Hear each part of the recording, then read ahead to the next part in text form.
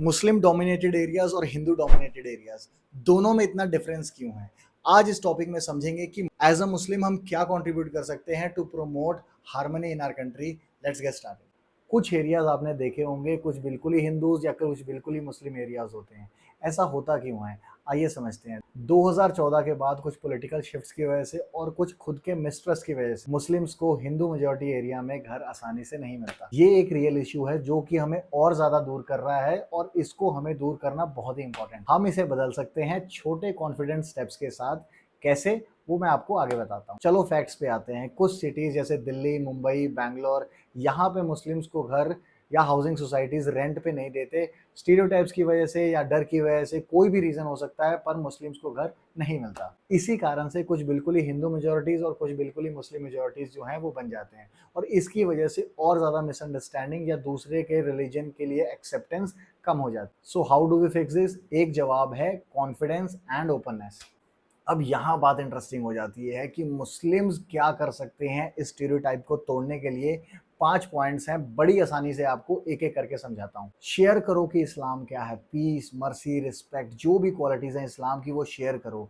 Neighbours को अपने इफ्तार party में या और भी ईद की सेलिब्रेशंस में इन्वॉल्व करो और उनके साथ अगर कोई क्वेश्चन पूछते हैं तो बिल्कुल पोलाइटली उन्हें जवाब दो। तो ये आपके रिलीजन का जो स्टीरियोटाइप्स हैं वो बिल्कुल तोड़ता है।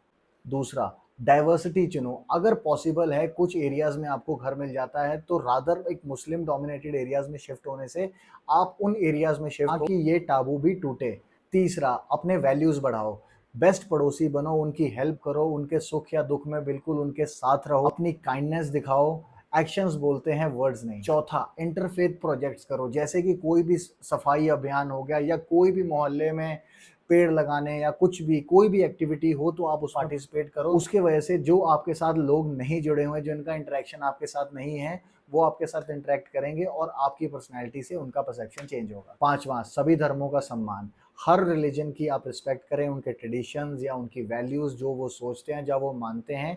उनके कोई भी प्रोग्राम्स वगैरह हो तो उनको आप अटेंड करें और उनको एक्सक्लूडेड या खुद को आप इतना एक्सक्लूडेड फील ना कराएं। तो उनका और आपका दोनों का एक दूसरे पे ट्रस्ट जो है वो बढ़ेगा। और ये सिर्फ मुस्लिम्स की बात नहीं है, अगर आप हिंदू, सिख्स, क्रिश्चियन किसी भी कम्युनिटी से हैं तो ये एक पूरा टीम एफर्ट है। सभी को इसमें एफर्ट लगाना होगा, तभी जाके कुछ चेंज आएगा। सोचो एक ऐसा इंडिया जहाँ पे मिक्स्ड मोहल्ले हो, जहाँ पे लोग ईद, दिवाली, होली सब एक साथ सेलिब्रेट कर रहे हो। क्या आप ये नहीं चाहते? तो अब आप क्या स्टेप्स लोगे to build unity in India?